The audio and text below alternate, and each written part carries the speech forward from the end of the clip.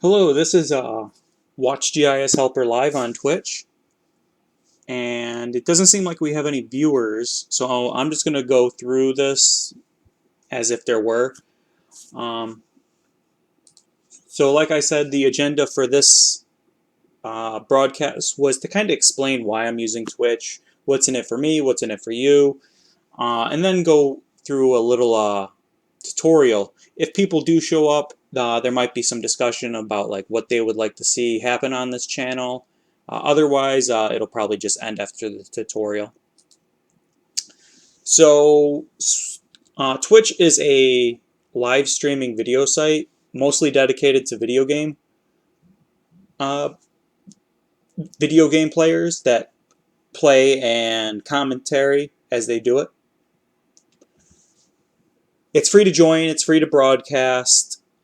It gives you a little bit more freedom than YouTube does. YouTube likes to monetize things for them, but not for other people. I don't get anything for any of my videos that I post, but if I start doing the live stream on them, I still won't get paid, but they'll run ads. So that's one of the reasons I want to avoid using YouTube. So by broadcasting on Twitch, I can actually make a little bit of money by doing live broadcasts. It will help pay for some of the software that I use, like the license and maintenance for the recording software to make sure it's up to date, and whenever they come up with improvements, I can afford it. For the GIS Helper website, to be honest, it's likely going to be shutting down in the very near future. Um, it's just very expensive for me to do, and the way I can set up YouTube, it will kind of replace it. And if this takes off, I might bring it back, but otherwise the website's probably going to be down for good. I could also use the money to help purchase new resources like new books, software. There are a few APIs out there that I would really like to start using and sharing on how to use them, particularly those on how to use GIS and um, augmented reality. I would like to create my own apps that are geolocation based rather than marker or beacon. So the way Twitch does it is once you become an affiliate, which I'll explain how you do later on, is you can play little ads and it helps both Twitch and me. But the nice thing is I can kind of have more control about when these ads happen. I'm told one happens like right when you start watching, but if I'm doing a very long stream, I might take a little break and I could play ads, and you don't have to like click on them or anything. You just watch them, and I get a portion of the fees for that. I can also get paid from subscribers. I think it's about $5.99 a month, but Amazon Prime members get a free monthly subscription. So if you have a Amazon Prime membership and you're not using the subscription, it's really like not going to cost you anything extra from becoming a member.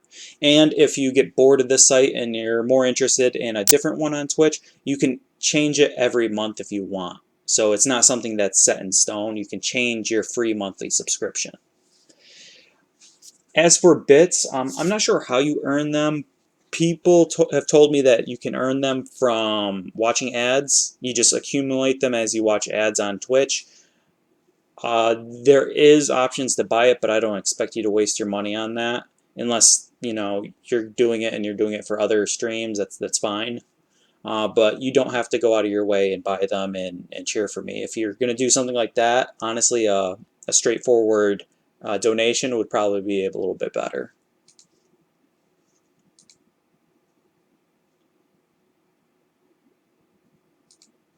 So it also helps me connect directly with you in real time. So this would be helpful for things like tutoring, having actual discussions. Uh, if I do something and you kind of don't understand it, I can explain it a little bit better, show you in a different way.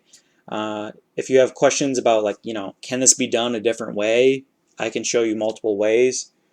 I can sit down and actually go through like a tutorial with you guys as a group. I can get a better idea of like what you want to see. There might be different programs you want to see, different like tools, different apps, stuff like that. I can also test out some ideas that I've had. I've mentioned the augmented reality and the GIS apps that I want to create. So that's something that I could kind of test on this, showing you how like the coding and everything works. It also motivates me to make more time for this. In the past year, I've been very, very busy, and even before that with schooling. I still am going through that, but I still want to stay kind of dedicated to this because I've been doing it for so long. So it'd be nice to have more motivation to stick with it. And how does it help you by broadcasting on Twitch? Well, like I just mentioned, it helps me stay active in the GIS Helper channel, and you can ask me questions directly while I'm streaming, and I can immediately do it. And if it's like slow and there's only a few of you, I might stop what I'm doing and focus on like what issues you're having. You can much easier suggest a topic, and with enough time, like I can go in pretty detail with it. You might find some other interesting content on Twitch. If you're into gaming, most of the content that they're streaming are people playing games, whether it's how to play the game or just funny commentary or serious reviews. But they also do have some more things like these discussions. There was one that was kind of interesting. It's for the science and technology, and what that does is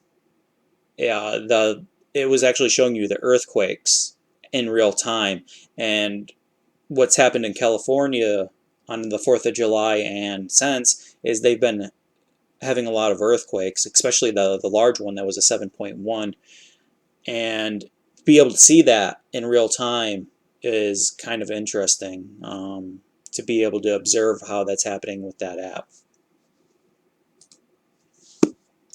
So how would it work? Well, I'd publish a schedule. This would be probably like a video or a send out on Facebook. So it might be helpful to join the Facebook GIS Helper. That way you know when it's going to happen. I'm going to probably start off just doing one stream a week to see how people are enjoying it, how it's working, how to make the most out of it.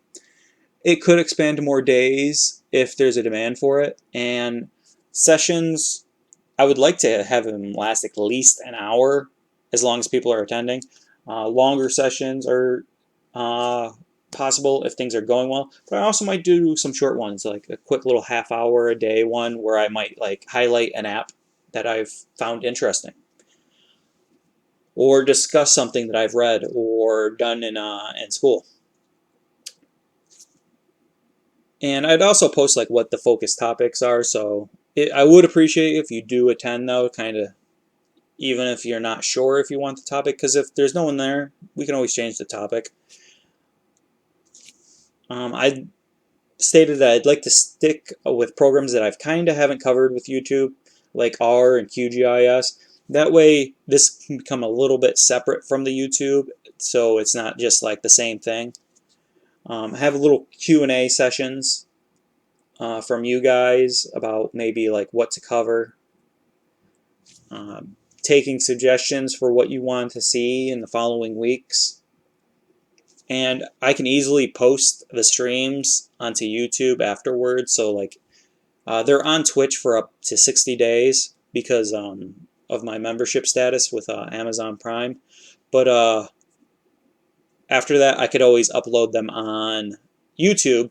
That way they're not lost and you can watch them later on. And another nice feature is you can comment on the video as they're being as a recording, and your comments are kind of thrown in there still with like timestamps to where you're still kind of part of the topic in the conversation. As I mentioned, for like QGIS and R, I'd like to do some live tutorials, maybe in the beginning how to set up for them, some add-in or package highlights with R and Python, learning how to code, answering questions about ArcGIS and desktop, because desktop and Pro right now, they're both kind of being used, and I don't see Pro becoming the main focus in industry just yet, just because, these things cost money to switch over. A lot of places don't renew their license, so they just have like whatever version they have left. Many places I've worked for, I had people like still on 9.3 when we were on 10.4 or 10.3 or something like that.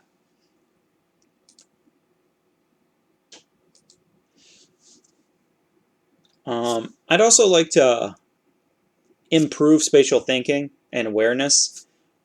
There are some video games out there that I found that are kind of spatial in nature. They're kind of like puzzle games, rotation, uh, perspective, location based, and I think why those can't create spatial awareness and create spatial thinking, they can help you like work on those areas, kind of like working out with weights, improve your muscles. These will help those areas of your thinking.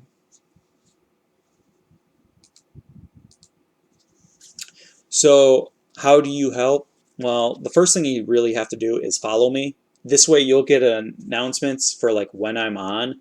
Otherwise, you're probably going to miss a lot. And I need at least 50 followers to become an affiliate. Uh, it also helps me to have you spread the word to your peers, uh, people in your class, people at work, anyone that you think this could help. And also let me know what you want to see. Like, there's no point of me on here showing stuff that no one's really interested in. So when I do become an affiliate, you can subscribe to me if you can. I'm not expecting people to, use money that is better spent somewhere else for themselves. But if you have that Amazon Prime membership and you get that one free monthly subscription, and if you're not using it, I would appreciate it if you like kind of donated that free membership monthly subscription to this channel. You can help by watching the short ads when I take a break. Don't like close down the window and come back, because that kind of hurts both Twitch and me. For the bits, if you earn them and you don't want to use them for anything else, I'll take them. I don't make much off them. It's like a penny per bit. So don't go out of your way and purchase those. So some things that I would like to do in the future is, if this gets going, like right now, there's no one watching. This is pretty much just another recording that's going to be posted without any editing or anything. But if I do become an affiliate and people are subscribing, there's likely going to be times when I do more dedicated streams where the chat might be locked to where only subscribers can chat. That way they can kind of control how the stream goes. Non-subscribers can still watch it live, they just can't chat. And it'd also be available after streaming for everyone. I also might do some more dedicated tutoring sessions for subscribers, just because you are really helping me keep this going. And in the future, if I get enough, I'd also like to do some giveaways, maybe some books, hardware or software. Kind of might poll people on that, probably the subscribers, to kind of see what they want. And there might be some that are subscriber only giveaways, because they're the ones actually helping me out the most. So that's it for the kind of why I'm going to switch. So today's tutorial is going to be using Esri Press's story maps. And of course, I haven't really looked at this. This is a lab that I teach in one of my the courses that I TA for, and they have to create a story map, kind of like a guided tour. And I haven't done it since the last semester, and of course Esri changed their layout because ArcGIS Online loves doing that. So if you log in to get to the story maps, you just go up to these 9 dots and you just click on story maps, and it brings you to this page. And this is what's new, and I kind of don't like it. Might be lagging a little bit. Okay, there we go. So this is what it looks like now. And when I first looked at it, I was like, great, I have to rewrite all my labs. Luckily for me, they do have the original version still active, and that's what I'm going to go over today. Because I just like this format a little bit better. I kind of played with the new one a little bit, and it was just, I like this a little bit better. So we're going to be creating a story map. So we're going to create a story. So you can either come to this if it's your first time. You can click on this, create my first story. And there are different templates, and each one has different layouts. So there's more than just this, but each one of these also have others. And they have this Ask the Pros, and it kind of asks you a few questions, and they tell you which one is a little bit more useful. So this is the Ask for Pros.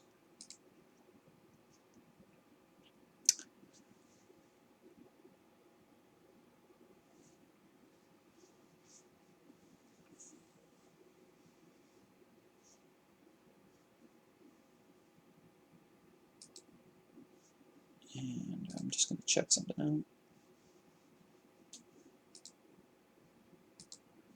Okay, so this is lagging, it seems like a little bit, but I'll just make sure that I go a little bit slower, even though there's no live viewers. I do plan on putting this on YouTube.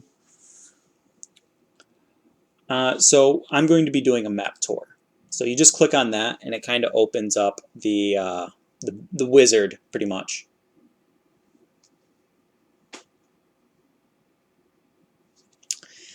Now, this is going to be a photo tour. And when I first started teaching this, there were multiple ways of uploading images. You could upload them directly to ArcGIS, but that can eat up some of your credits, even if, and that might not work if you don't have credits. Otherwise, you can use a third party, and you can that way create a story map for free. Because you only have to have the free Arc Online account to create this, and if you use a third-party image site, you don't have to worry about uploading any of your photos directly to ArcGIS Online. They used to do Facebook, but then I guess there was a conflict with their privacy settings or their privacy policy, so they kind of split. Wasn't really well explained why they were leaving. Then they did Picasa, which was before Google Photos, and that got retired for the shift to Google Photos. Then they did Google Plus, and that was on there for about a few months until they decided to shut down Google Plus due to some security breaches that they've had. Flickr has been on here, I think, since the get-go. Now, I never heard of Flickr until I started teaching this lab. You can also do YouTube, but that's just videos, so you're more likely to have photographs from a camera phone or a digital camera if you have one. You can also use a CSV from this advanced options, and you can upload it. and you might have them on a server somewhere else, and you just put the URL. I've never used it, so I'm going to stick with Flickr. So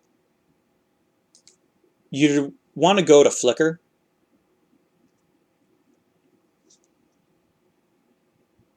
and sign up.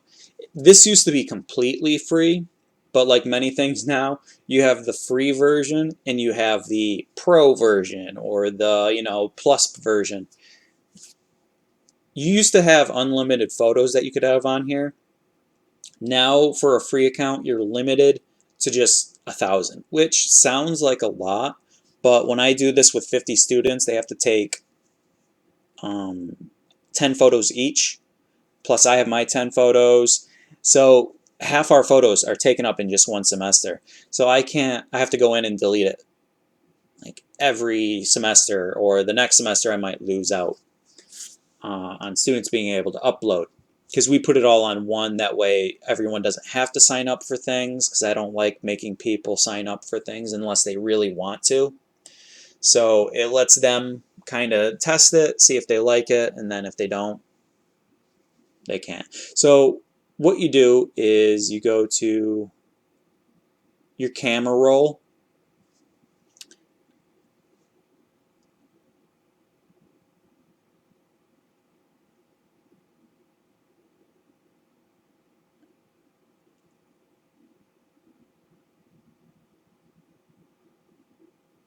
okay, so they're changing other things. But basically this is where you can upload. You go up here and you upload your photos. I uploaded 4 of these from a Raptor Center that I went to. And they have to be public in order to be used with a story map. So I'm going to do a batch edit in Organizer, because there's some other things that you have to do.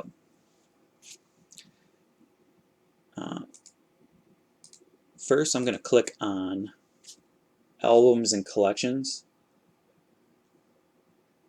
I'm going to wait for my computer screen to catch up. There we go. And it has to be in an album. That way it's easier to find, or you can tag them, but I think it's easier for an album. So in Batch Organize, I'm going to wait for my screen to show up, because it's lagging on my other monitor. And you can select these. You just add them up here, and then you could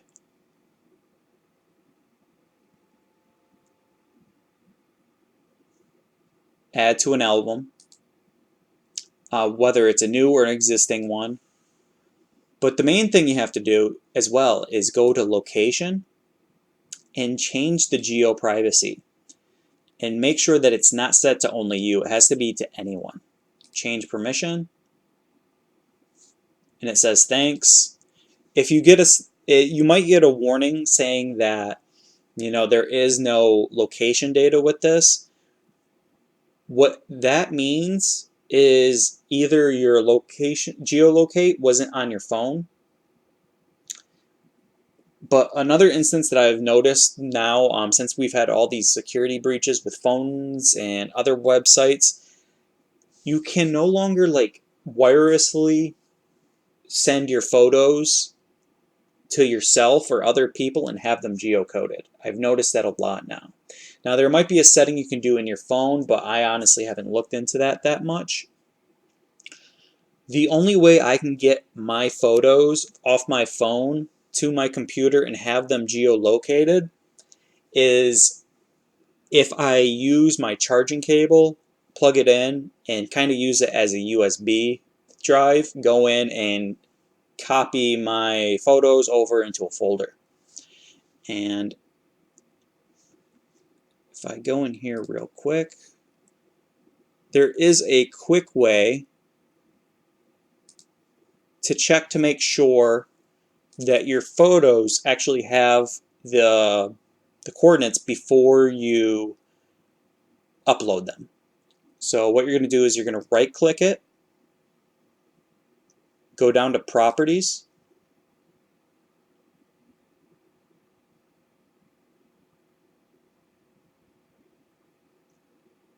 and then go to Details. And if you scroll all the way down, you'll have the lat long. So if there's nothing there or this whole section is missing, it means that your phone wasn't capturing it or it was lost in transit. That normally happens when like you try emailing it to yourself. And once again, I'm not sure if this is like a new security feature because I've had phones in the past where I'd be able to email myself photos and they would have the coordinates. So I'm not sure why that's happening now. So I can go to the map and it will actually put where they are on here. So if you scroll in, this is a pretty neat one. You can kind of see, make sure that it's not like way off. And here I can see that there's some issues, but I'll see if those are actually on the story map because we can go in much closer. So back to my map tour, I need to enter a username.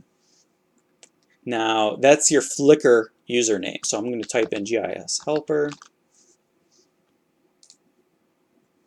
It found me. You'll get like a error message. Let's see if we just get rid of that. You know, user not found. Then it'll allow you to choose from an album. Now there is a limit on how many albums you can see on this. I think it's, I want to say about 25 or 30. Because when I had my class of 50, I had to split them, half of them using a tag, half of them using an album. So if you're doing this for like a company, you might, like this would be really good for like a realty company because they would be able to, you know, put photos with their locations. And there's numerous reasons this will work, could work for. So I'm just going to import those.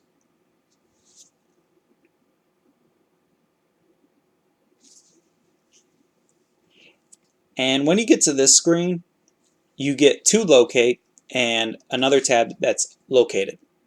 Now if it's located, everything's great. It means it read it. Doesn't mean it's going to be in the right place. I've had a few where it's been miles off because my phone hiccuped and it, you know, gave me the wrong coordinates because I don't have a very expensive phone. I paid $100 for it, so I'm assuming the GPS in it is not that great. So the to locate, so I'm going to go in here and I'm going to X out this one. So I'm going to have to locate number 4. Now it's in the to locate. If I had to do this, all I have to do is select it. So you click on it and you'll get these like little dots. And then I just have to place it where I think it is on the map. And I'm going to click right next to this 3. Now it's a little difficult working on this tiny little map. We can change these when we're working on our actual product. So this is just to import them. So if you do have some that need to be located, you might just want to put them in the general area and wait until you're like working with the real map. So I'm going to import. Okay. So this is their newest layout. And it has a title up here. You know, I'm just going to put, you know, trip to the Raptor Center. Now this is very important. You always have to hit enter after that so it closes. I've seen a lot of people like they'll leave this open and it'll let you work down in other places and it won't let you save properly. and it can cause people to freak out. I don't know if that's changed, but so always just hit enter when you're done with that. That way it's no longer in like edit mode.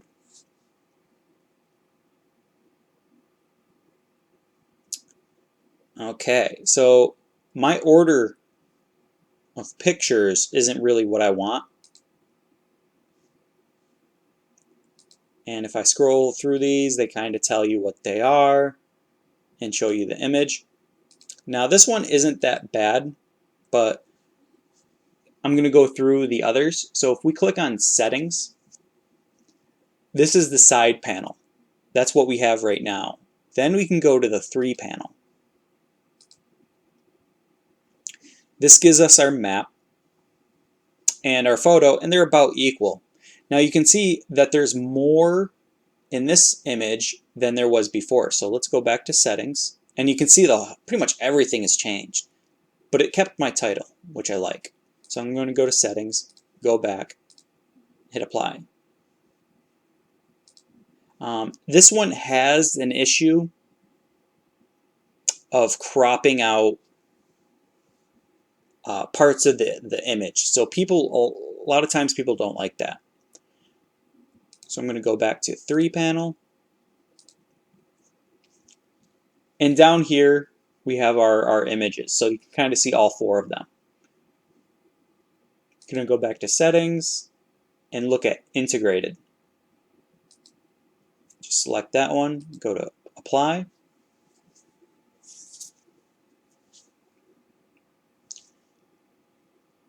Now what this one does is it makes the map pretty much bigger, and it makes the image kind of float in it. So it's no longer just kind of out there.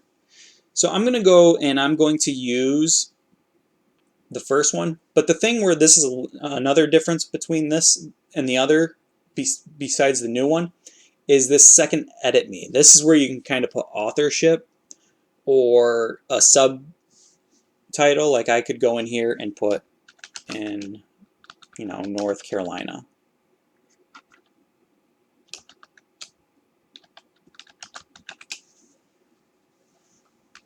USA.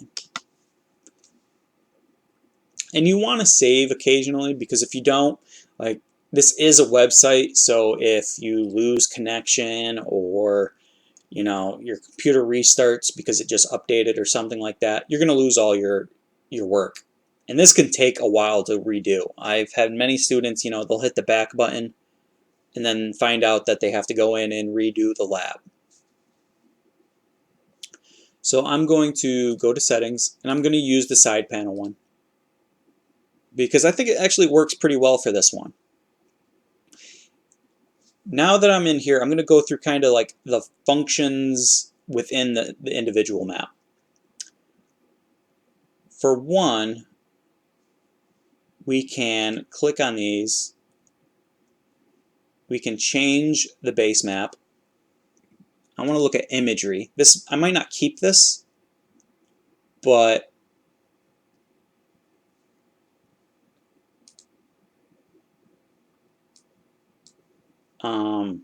it might help for when I'm setting this up.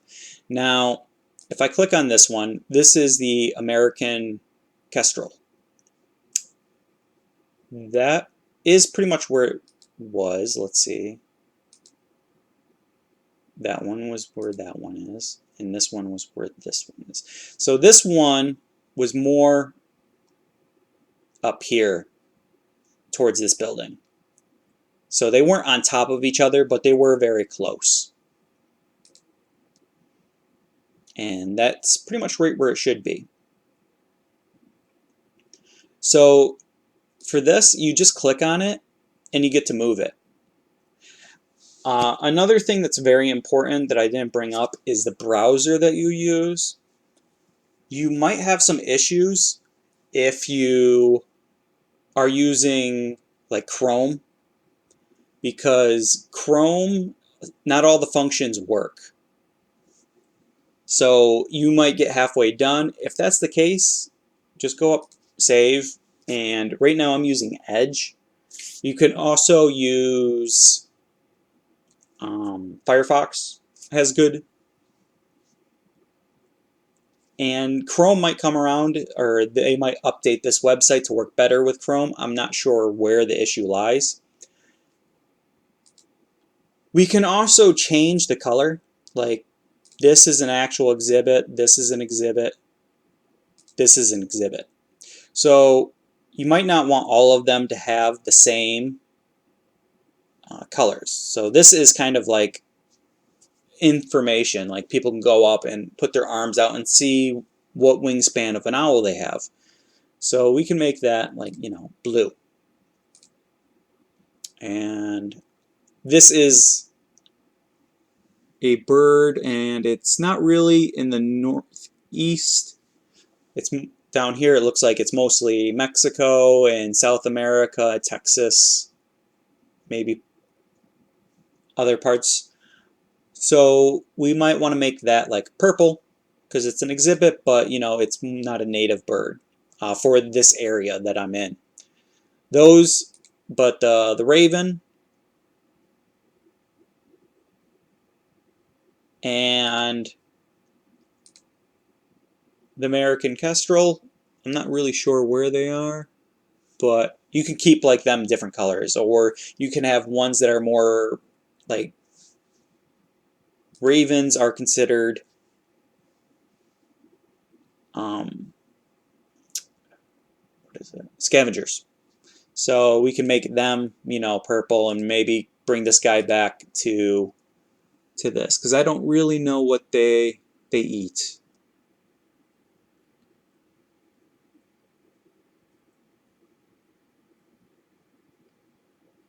Okay, it's in the falcon group, so I'm assuming that it's a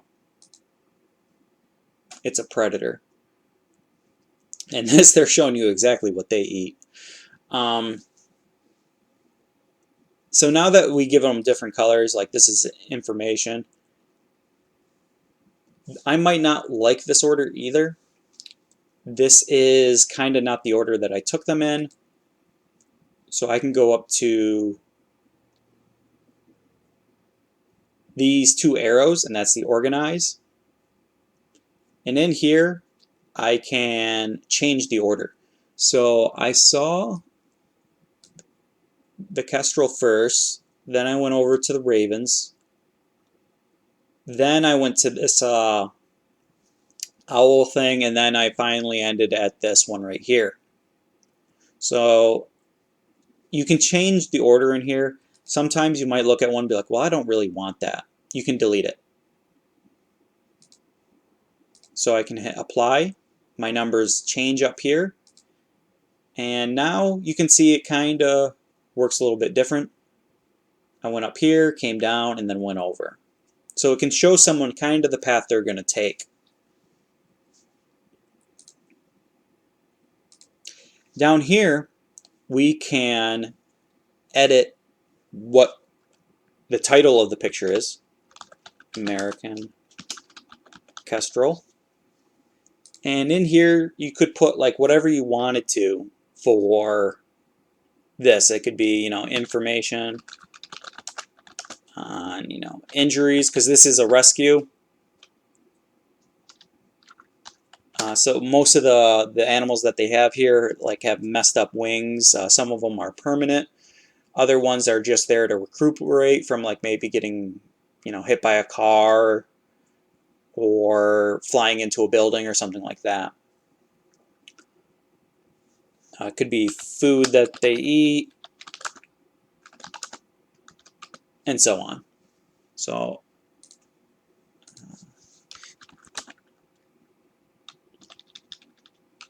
you can put things in there that kind of that are catchy, like maybe arms of an owl or something like that.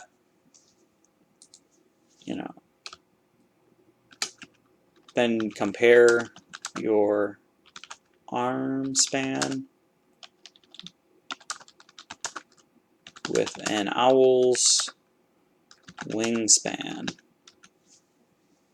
Pretty sure wingspan's one word. Let's see. Yes. But arm span is not. Then over here, we can do the crested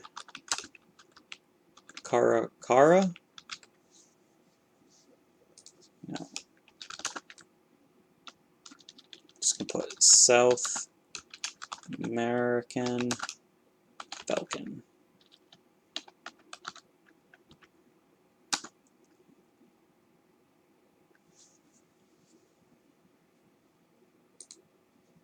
And everyone's favorite raven. And in here you can put other things like,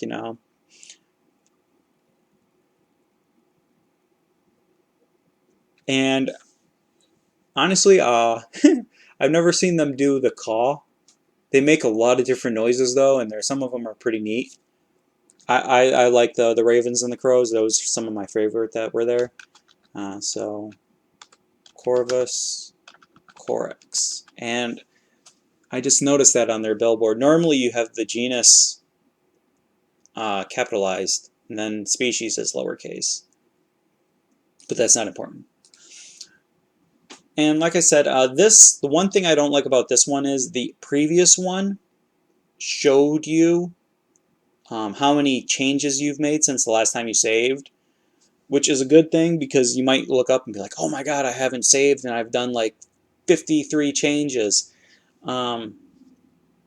If this is gray, it means there have been no changes. If it turns blue, it means that there has been a change and you need to save it. You can add more media.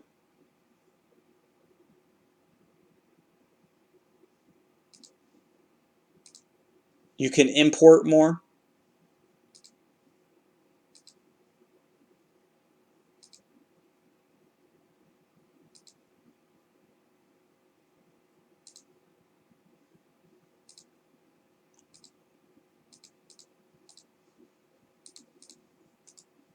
Ooh, oh, there it is. Yeah. That's something Esri needs to work out. Their background up here is gray, and this X just bleeds right into it. So you can also view your story. So this is what it would look like to people that you're sending it to. And this is your map up here. You can go through, and it shows you the different images. So this would be very good for like a small real estate company that can't afford to have the big fancy website that some of the bigger ones do, where each dot shows maybe a collage of images with a link maybe to more where in coordinates where they are located. Because smaller ones, they're more likely to only deal with small areas. And if I hover over these, it gives you the title, but not the description. So in, like I said, real estate, you could have like addresses. But this could also be good for like people that like to do blogs on like maybe food, where they eat, critics. You could do it for microbreweries, restaurants, parks.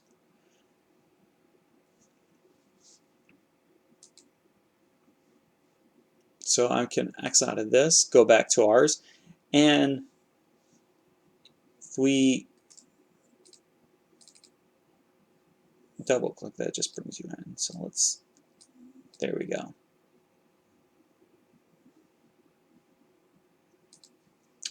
And you can also add stuff in, like, the name, the caption, but you can also put where it's located. But that's only if you want to add in like a unique one.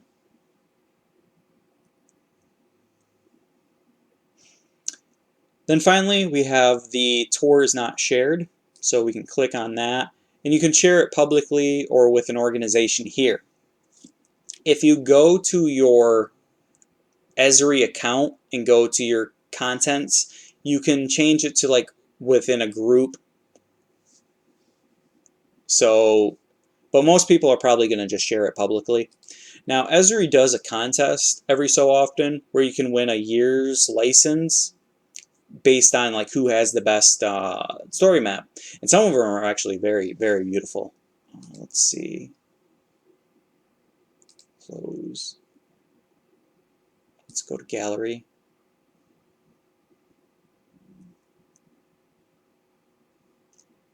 Okay, this one's from Norway. Let's look at them. Some of them can be very depressing because they'll be like about deforestation or something like that. But some of them are pretty interesting.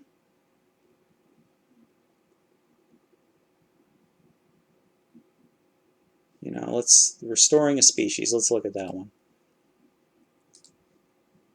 So this is one that makes mine look horrible. They included some of the arc globe, I think, into theirs. And you can go in, you have just a large image. Keep scrolling down, you get the infograph with another picture in it. They've added some layers because you can use your GIS maps for this. So this is really cool for presentations. I have no idea what they're saying because I do not speak their language.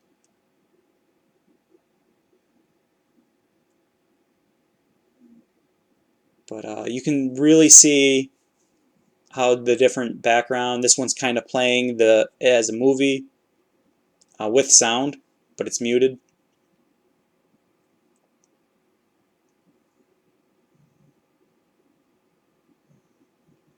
But you can really see like this is so much better than like a PowerPoint.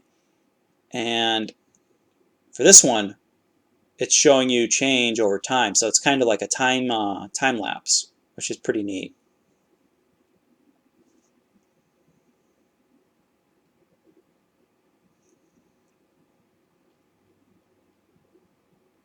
So this is someone you would compete with, and I would obviously lose to, because theirs is very much, very, very professional.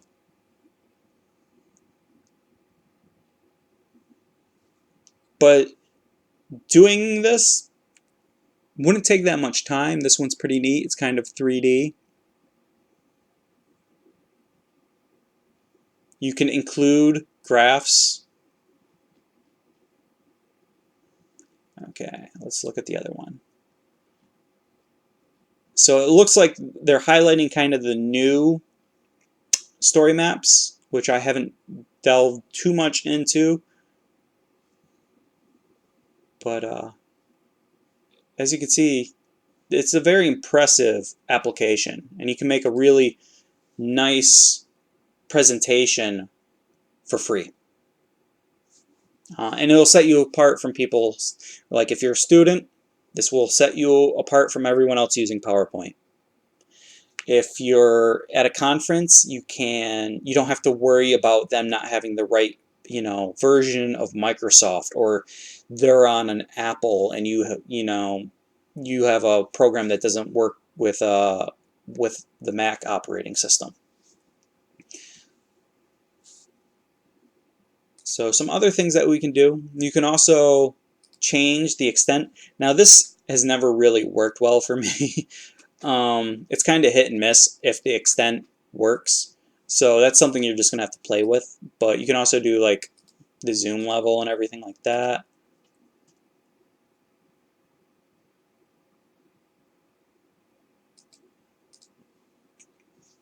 So a lot of this is just exploring, seeing what works for your map, because there is no like these are the steps you follow to make a good map.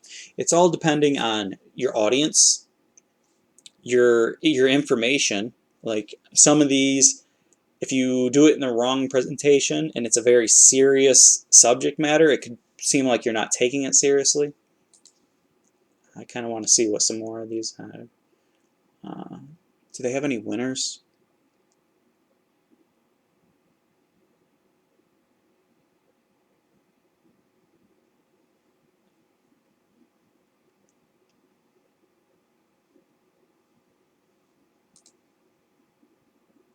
I do not think so.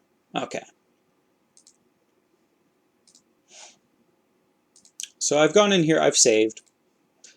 And if I refresh this, this is my Esri account on. Now, in here, we've been working on just one thing. But we really have been creating two items. One's a web map, and this just has like the points where our photos are, but it doesn't have anything else like the titles we've given them, the descriptions, or anything like that. That's all in the web mapping application. So if I go in here and not thinking and delete this, my web application is not going to work, and you have to start all over again. You can also go in here, and this is how you can share to, I don't have any groups, but if you do have groups, you can go in and share them with that, or your organization.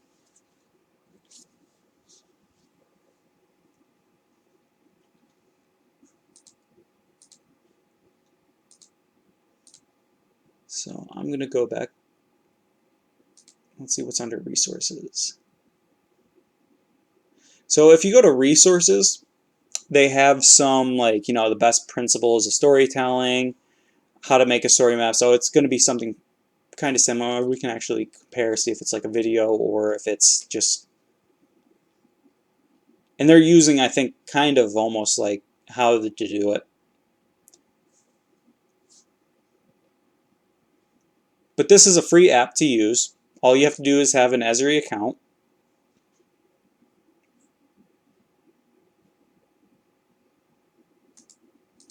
Let's see this one. I don't think it's actual like legalese. It's just more like people that might not normally work with maps.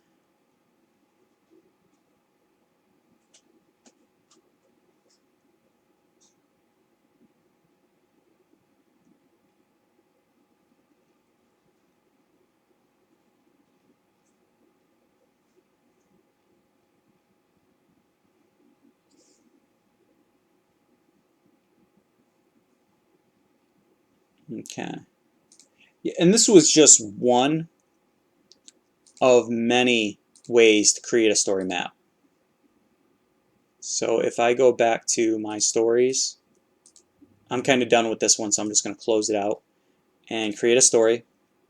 There's still the map journal, the cascade, the map series, the short list. I haven't really done anything with that. The swipe and spy blast, that's kind of interesting. It's great for land use change or something like that, because then you just swipe and you can kind of see the image below it. And then there's basic, where I think you can kind of like have a little, it's not really meant for so much storytelling like everything else, but you can add a map to it and do a quick presentation on it. But the map series is interesting because that's like kind of tabs where each tab has a different image or map or video. The cascade is kind of what we saw with the two other examples, where you just keep scrolling down and stuff pops up. The map journal works in a way where it's kind of like a side panel that scrolls along with your map. And then there's the map tour, which what we did today. Actually close this, and I'm going to go into this and we're going to edit.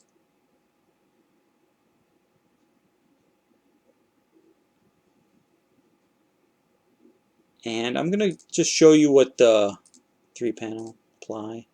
So this is what it would look like, and obviously you'd want to change the extent because it's going to look a little bit different. I really wish they would get rid of this box or let you choose a way to make it go away. We can change our base map. I could do a light gray. Topographic. Street kind of looks the same.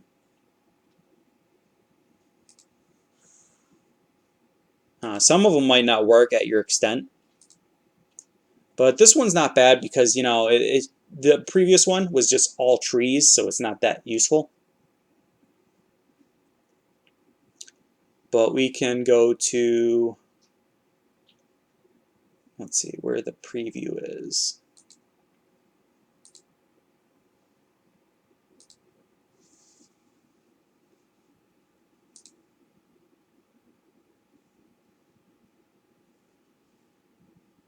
Huh, they might only have the preview for the first.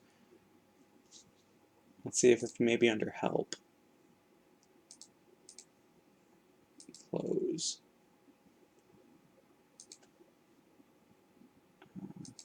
Preview in this way.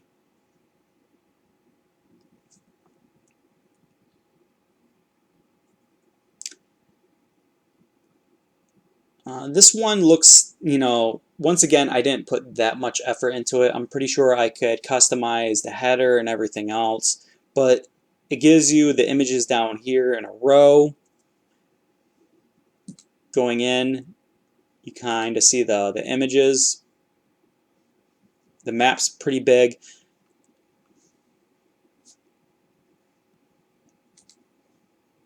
So let's go in here, settings, let's do integrated, hit apply, save, we'll preview again.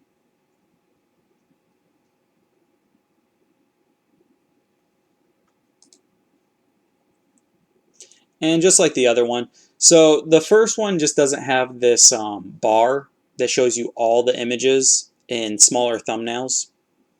And if I click on this one, it brings it up in here. And as a viewer, if I find those distracting or in the way, I can get rid of them.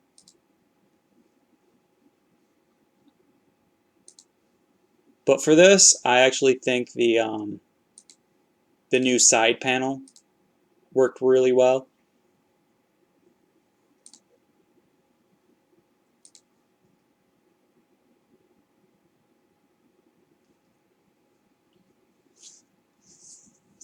So I hope you enjoyed this tutorial and that this is something that you actually think about maybe, checking out. I think it's a cool app.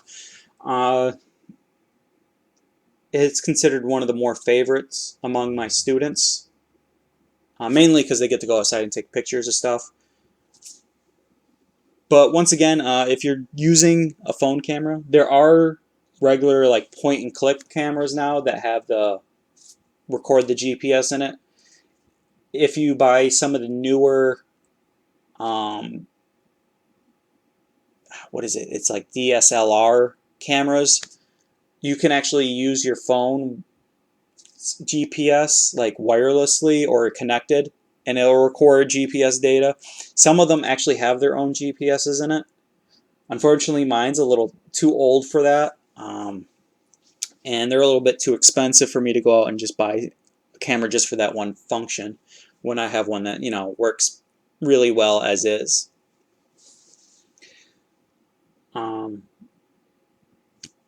But if you do use your phone, just remember, if it's not working for you and they're not being geotagged, connect it to your computer with the charger cord and transfer them over as if it was like a thumb drive.